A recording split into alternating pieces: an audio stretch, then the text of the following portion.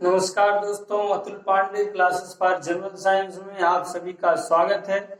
आप सभी हमारे चैनल को सब्सक्राइब करिए, ज्यादा से ज्यादा लोगों को शेयर करिए। ठीक, हमारे चैनल के बारे में बताइए कि हमारे चैनल के द्वारा आपको यूपी लेखपाल स्पेशल, यूपी ट्रिपल एससी से जुड़े हुए तमाम सारी चीजों की तैयारी कराई जा रही है, जिसके अंतर्गत हमारे द्वारा 2 स्पेशल क्लासेस चलाई जा रही है। एक मैथ की क्लास और दूसरी क्लास आपको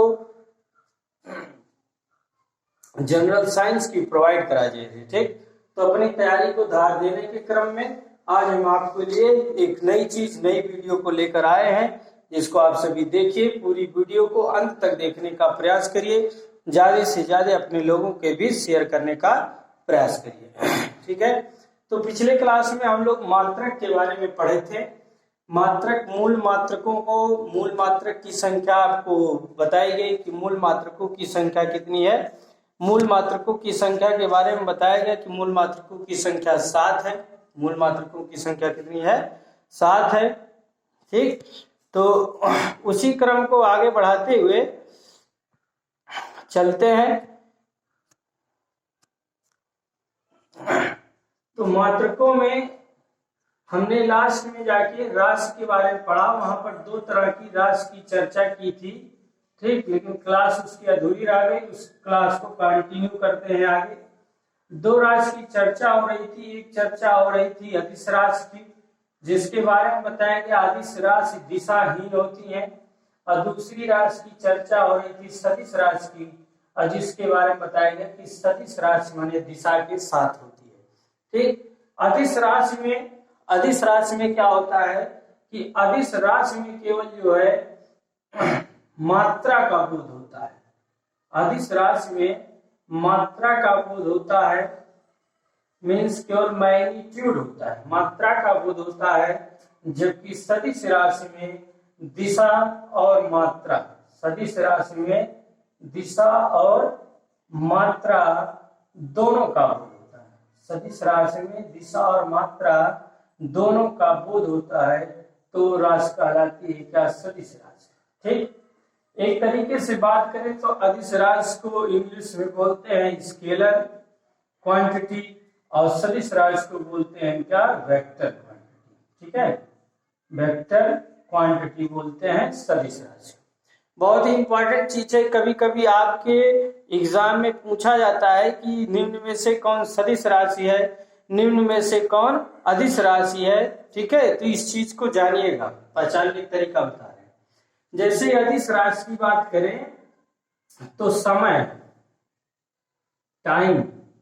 टाइम समय जो है अदिश राशि है। ठीक, दूरी अदिश राशि, केवल मात्रा होगा। ठीक है, ताप, ठीक, ताप जो होगा अदिश राशि है। ठीक है, द्रव्यमान की बात करें, द्रव्यमान अदिश राशि है, द्रव्यमान अदिश राशि है। चाल अदिश राशि है, चल क्या है? अदिश राशि है। ठीक, बल नहीं, बल की तो दिशा है। कार्य अदिश राशि है।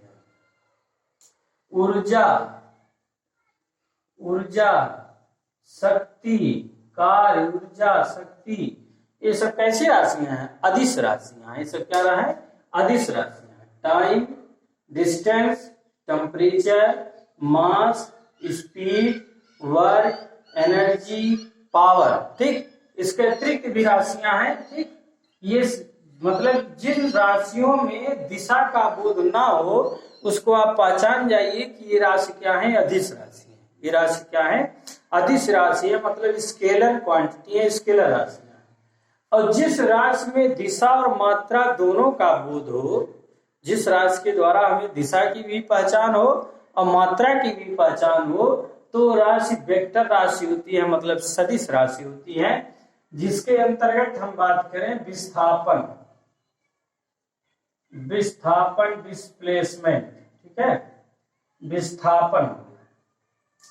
विस्थापन के बाद करें भार। जैसे इसमें द्रव्यमान था, इसमें भार जो होता सदिश राशि था, वेग। ठीक, वेग, डिस्प्लेसमेंट, वेट, और वेलोसिटी। ठीक, फिर बात करें तो संवेग, क्या बात करें, संवेग। ठीक है, संवेग। ठीक, तो ऐसी राशियां, ठीक, जिनमें दिशा और मात्रा दोनों का बोध होता है वो क्या कहलाती हैं, सदिश राशियां कहलाती हैं। वो क्या कहलाती हैं, सदिश राशियां कहलाती हैं। इसके अतिरिक्त और भी बात करें तो बल, बल की दिशा होती है, किसी निश्चित दिशा में बल लगाते हैं। ठीक है, बल, त्वरण, त्वरण भी किसी निश्चित दिशा में होता है, एक्सीलरेशन। ठीक, तो ऐसी राशियां जिनके अंतर्गत दिशा और मात्रा का बोध हो क्या होती हैं, सदिश राशियां। ठीक, तो एक क्लास अधूरी रह गई थी, तो याद रखिएगा समय, दूरी, ताप, द्रव्यमान, चाल, कार्य, ऊर्जा, शक्ति, ये सब क्या है, अदिश राशि हैं। ठीक है, सदिश राशि दिशा और मात्रा दोनों का बोध होता है। विस्थापन, भार, वेग, संवेग, बल, त्वरण, ये सभी क्या है, सदिश राशि होती है। ठीक है, तो चलिए कल की क्लास में कुछ और 7 मूल मात्रकों की बात की गई थी, और मात्रक की बात करते हैं। ठीक है, और कुछ मात्रकों की चर्चा करते हैं। एक होता है प्लेन एंगल, समतल कोण का, समतल कोण का मात्रक। तो समतल कोण का जो मात्रक होता है वो रेडियन होता है। समतल कोण का मात्रक क्या होता है, रेडियन होता है।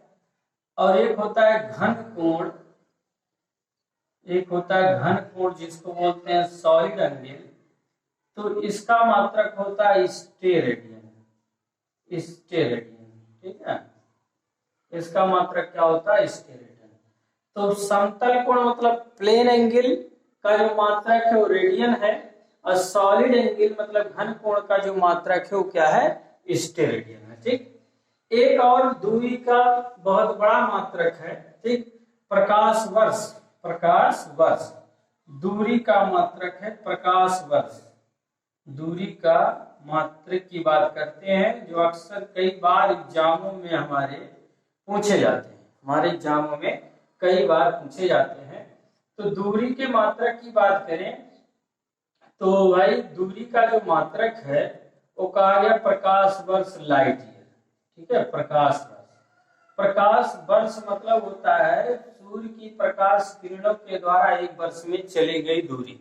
ठीक है, सूर्य के प्रकाश किरणों द्वारा एक वर्ष में चली गई दूरी।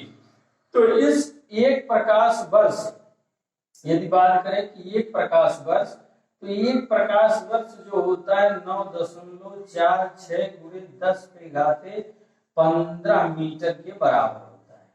ठीक है, एक प्रकाश वर्ष क्या होता है, 9.46 गुणे 10 के घाते 15 मीटर के बराबर होता है। क्या, एक प्रकाश वर्ष क्या होता है, एक प्रकाश वर्ष। यदि इसी को किलोमीटर की बात करें तो किलोमीटर में कितना हो जाएगा भैया, 9.46 गुणे 10 के घाते 12 किलोमीटर हो जाएगा। क्या हो जाएगा, 12 किलोमीटर हो जाता है दूरी का मात्रक। मतलब एक प्रकाश वर्ष में इतने मीटर या फिर इतने किलोमीटर की बात होगी। ठीक, अब दूरी का इससे भी बड़ा मात्रक है। ठीक है, दूरी मापने की सबसे बड़ी इकाई जो है वो कहलाती है पारसेक। दूरी पूछा है, दूरी मापने की सबसे बड़ी इकाई, दूरी मापने की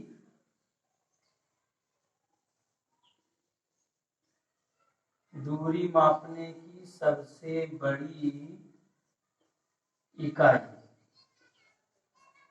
तो दूरी मापने की सबसे बड़ी इकाई जो होती है, दूरी मापने की सबसे बड़ी इकाई वो होती है पारसेक। क्या होती है, पारसेक।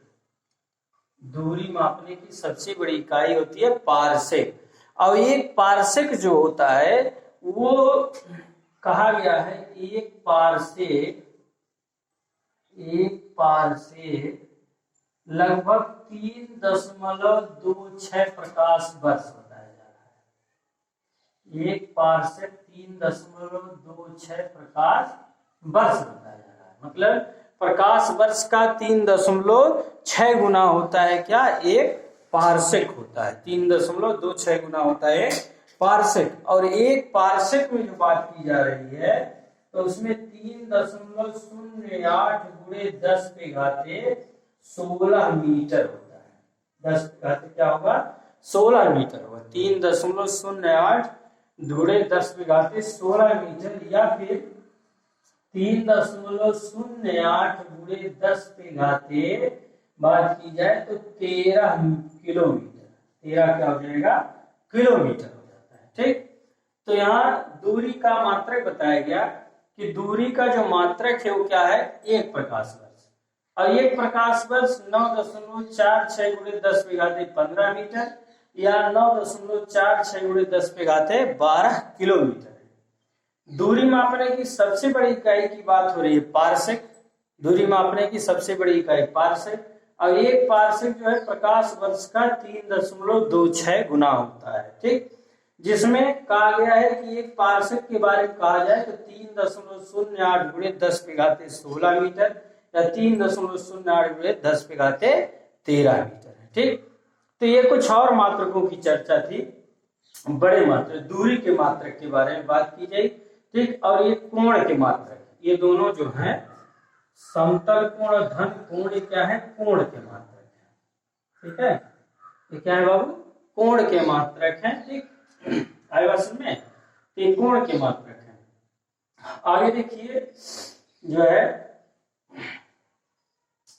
अब दूरी मापने की कुछ छोटी इकाइयां बता दी। दूरी मापन की छोटी इकाई, दूरी मापने की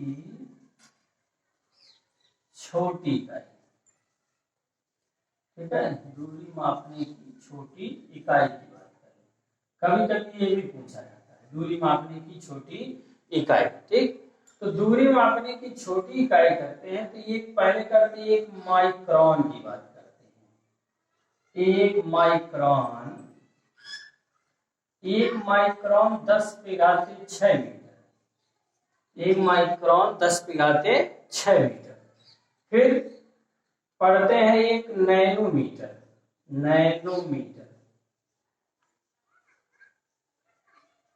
एक नैनोमीटर या नियम, एक नैनोमीटर का 10 पे घाते -9 मीटर। एक नैनोमीटर 10 पे घाते -9 मीटर। ठीक है, फिर नैनोमीटर के बाद आते हैं एंगस्ट्रॉम। एक एंगस्ट्रॉम। ठीक है, एक एंगस्ट्रॉम होता है बाबू 10 पे घाते, एक एंगस्ट्रॉम 10 पे घाते कितना हो जाएगा? 10 पे घाते -10 मीटर। ठीक, एक एंगस्ट्रॉम।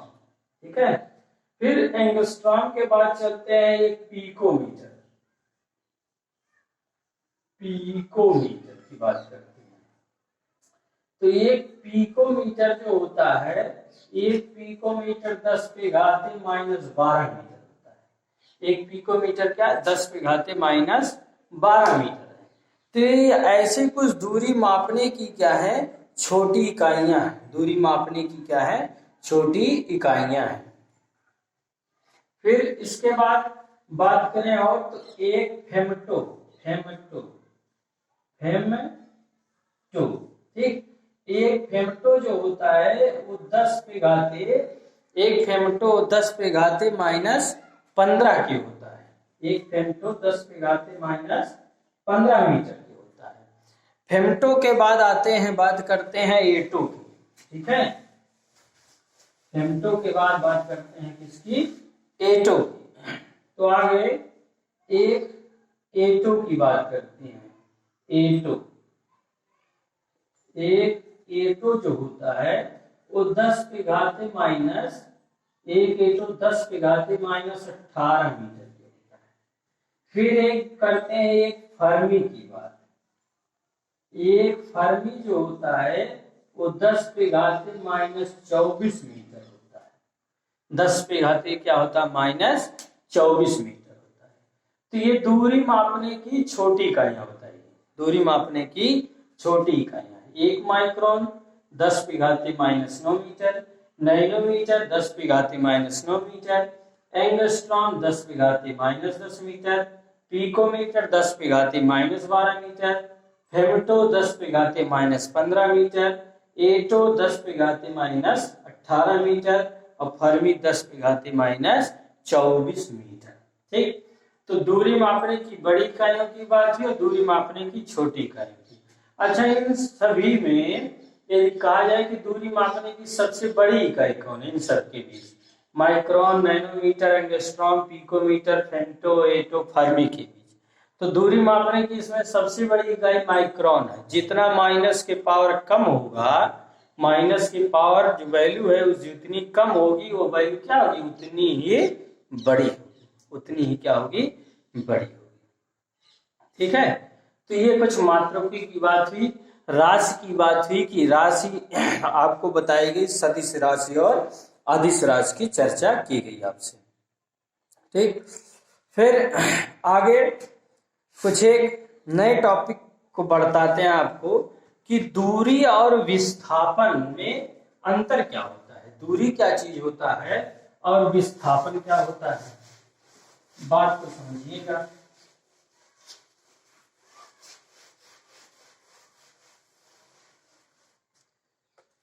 डिस्टेंस और डिस्प्लेसमेंट,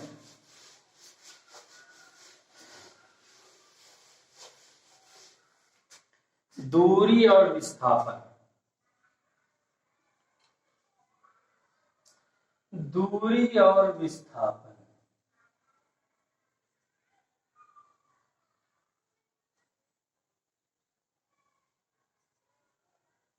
ठीक। पहला एक सीधी रेखा की बात करें तो सीधी रेखा में यदि सीधे चलेंगे तो दूरी और विस्थापन बराबर होगा। यदि हम आगे की तरफ बढ़ते जाएं, क्या हो जाए, आगे की तरफ सीधे बढ़ते चलें तो दूरी और विस्थापन बराबर होगा। इस केस में दूरी विस्थापन बराबर होगा जब दिशा सेम होगी, गति की दिशा क्या होगी, सेम होगी, तो दूरी विस्थापन बराबर होगा। लेकिन जब हम यहाँ जैसे ए से बी गए तो दूरी विस्थापन बराबर है, लेकिन बी से सी की तरफ आए, बी से सी आए तो दूरी अधिक होगा लेकिन विस्थापन कम होगा। दूरी जो होगा वो ए से बी और बी से सी होगा, ठीक है, ए से बी और बी से सी होगा, लेकिन विस्थापन जो होगा ए से सी होगा। मतलब विस्थापन जो होता है वह उसके आरंभिक दूरी और अंतिम आरंभिक स्थान और अंतिम स्थान के बीच की दूरी होती है। ठीक है, जो न्यूनतम दूरी है, आरंभिक और अंतिम स्थिति की न्यूनतम दूरी जो होती है वो विस्थापन होती है। मतलब जहां से चलेगा और जहां पे पहुंचा उनके बीच जो न्यूनतम दूरी मिले, चाहे जिस तरफ से, वो क्या होता है, विस्थापन होता है। ठीक, फिर यदि बात करें कि ये ए से बी गया और बी से सी आया तो दूरी अधिक हुआ, ए से बी, बी से सी, लेकिन ये चलाया कहां पर, ए पर चलाया। कहां पर चलाया, ए पर चलाया, तो ए पे जब आ गया मतलब जहां से चला वहीं पहुंच गया, तब विस्थापन 0 होता है। कोई चीज जहां से चला वहीं पहुंच गया तो क्या होगा, विस्थापन 0, मतलब उसकी ओरिजिनल पोजीशन और फाइनल पोजीशन, प्रारंभिक स्थिति और अंतिम स्थिति के बीच कोई परिवर्तन नहीं होता है, तो विस्थापन 0 होगा। लेकिन दूरी जो होगी दोनों तरफ का योग हो जाएगा, दोनों तरफ जितना गया जितना आया उसका योग हो जाता है। ठीक है, ये विस्थापन और दूरी है। फिर यदि अपने इनिशियल डायरेक्शन दिशा से आगे की तरफ बढ़ जाता है, आगे की तरफ बढ़ जाता है तो विस्थापन माइनस में माना जाएगा और दूरी कुल दूरी का योग होगा। ठीक, तो ये सरल रेखा पर विस्थापन है।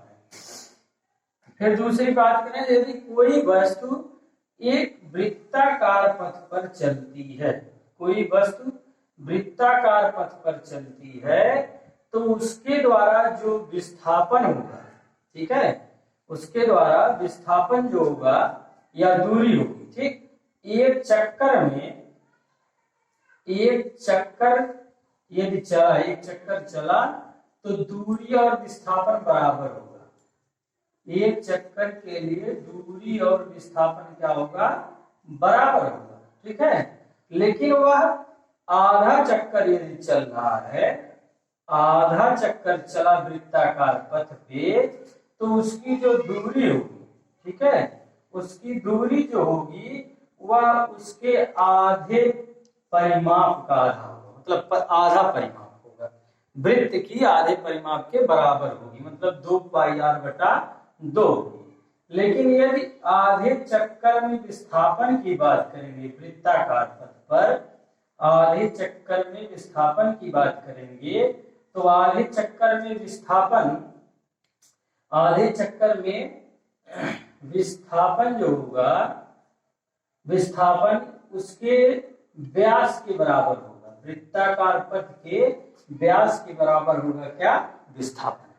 एक चीज गलती हो गई थोड़ा सा, देखिए जैसे एक चक्कर में दूरी जो होगी, ठीक है, एक चक्कर चला तो दूरी जो होगी वो 2πr मतलब वृत्त की परिधि के बराबर होगी, वृत्त की परिधि के क्या होगा, बराबर होगा एक चक्कर में। लेकिन यदि एक चक्कर में विस्थापन की बात करें किसी वृत्ताकार पथ पे एक चक्कर में जो विस्थापन होगा वो विस्थापन उसका शून्य होगा। किसी वृत्ताकार पथ पे यदि पूरा चला तो एक चक्कर में क्या होगा, विस्थापन शून्य होगा। आधे चक्कर में विस्थापन क्या होगा, वृत्त के व्यास के बराबर होगा। अब आधे चक्कर में दूरी जो होगी वो वृत्त की परिधि की आधी होगी, 2πr/2 मतलब किसके बराबर होगा, πr के बराबर होगा। तो ये एक सीधी दिशा में, सीधी रेखा में जब वस्तु गति करती है तो उसके लिए दूरी, और वृत्ताकार पथ पे जब वस्तु चलती है तो उसके लिए दूरी और विस्थापन बताया गया कैसे निकाला जाता है। तो ये दूरी और विस्थापन में अंतर होता है। हमेशा ये जानना है कि दूरी, कुल टोटल दूरी कितना वस्तु गति करी है वो दूरी होती है, और विस्थापन जो होता है वह वस्तु के उसके इनिशियल आरंभिक से अंतिम पोजीशन, अंतिम स्थिति के बीच की न्यूनतम दूरी को विस्थापन करते हैं। दोनों का मात्रक मीटर ही होता है, ठीक, बस अंतर है कि दूरी यदिश है, विस्थापन क्या है, सदिश है। ठीक, धन्यवाद। तो आज की क्लास फिजिक्स में हमने आपको बताई इतनी चीजें, फिर आपको एक नई क्लास कल मिलेगी, ठीक है। इसके लिए धन्यवाद। आप हमारे चैनल को सब्सक्राइब करिए। अपनी तैयारी को, किसी भी परीक्षा वनडे एग्जाम के लिए हमारे क्लासेस बहुत ही इम्पोर्टेंट है, ठीक है। अपने फ्रेंडों, अपने दोस्तों को जरूर बताइए। एक निवेदन कि हमारी क्लास को पूरा अंत तक देखने का प्रयास करिए, पूरी अंत तक वीडियो को देखिए। धन्यवाद।